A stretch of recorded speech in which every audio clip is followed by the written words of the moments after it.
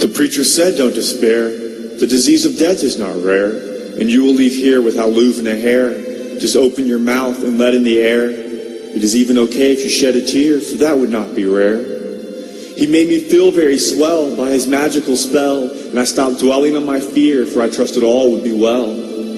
I tell you, beware of such an affair where you say a prayer and it's promised you'll be an heir, and that your soul will be spared. It makes you feel sure that you will endure, but he forgets to tell that you will not yell till you'll be burning in hell. This man may now be preaching, but soon he'll be screeching.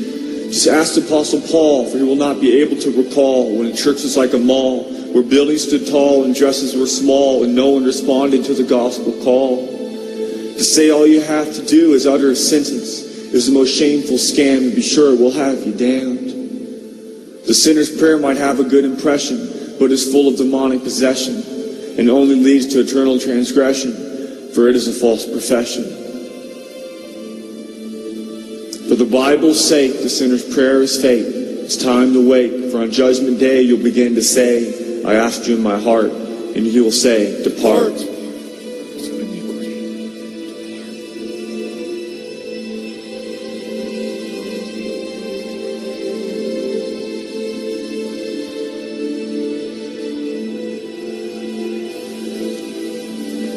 Every Sunday morning, I would wake up and go to church and participate in the greatest idolatry you could ever imagine. The place might have been called a church, had a pastor, and even called the creator of the universe God, and even read straight out of the Bible. The fact was, I believed in an idol, a false God, and it had me on a path to hell. I believed in a God that allowed me to live in bondage to my sins and still believe that he'd let me into heaven.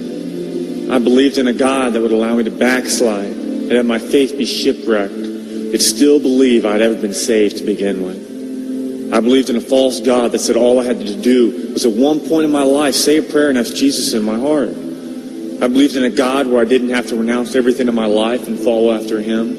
I believed in a God that said my emotional feelings were more important than what Scripture says. I believed in a God that disconnected all biblical threats from reality. A God that had me on a broad way to heaven, not on a narrow one. A God that said to save my life for my sake and not to lose it for his. The idea that all I had to do was say that prayer had me damned, had me living a lie. Eternity is a long time. I pray anyone who's truly saved will stop playing games with the human soul. The true gospel of Jesus Christ is not one to distort. It's a gospel that will clear out the pews from the churches. For people love their sin and don't want to give it up. But if they do not, they will see nothing but hell. For that is why we must tell.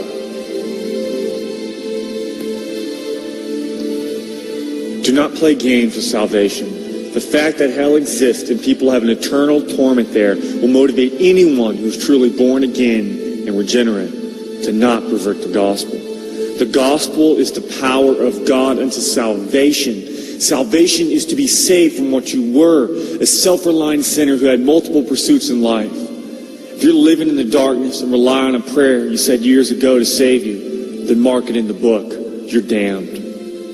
The evidence that you are saved is that you no longer rely on yourself. You no longer live in bondage to sin. That you will seek God to be glorified in your life. You will love Christ more than anything because he replaced that heart of stone and he gave you that heart of flesh and he caused you to walk and obey his statutes. When you seek for God to be glorified, there will be a full-fledged war against all sin that is in your life. For nothing else will matter but Christ. Nothing. Biblical salvation is simple. God saves you, and he becomes your very life. Millions are on the way to hell. Yet believe they are not because the sinner's prayer. And that's what it is. The prayer a sinner says to deceive himself into believing he is truly regenerate and born again by the supernatural power of God. It is by false power of a preacher who learned his doctrine from a verse taken out of context. Don't be deceived. Examine your lives and test yourself.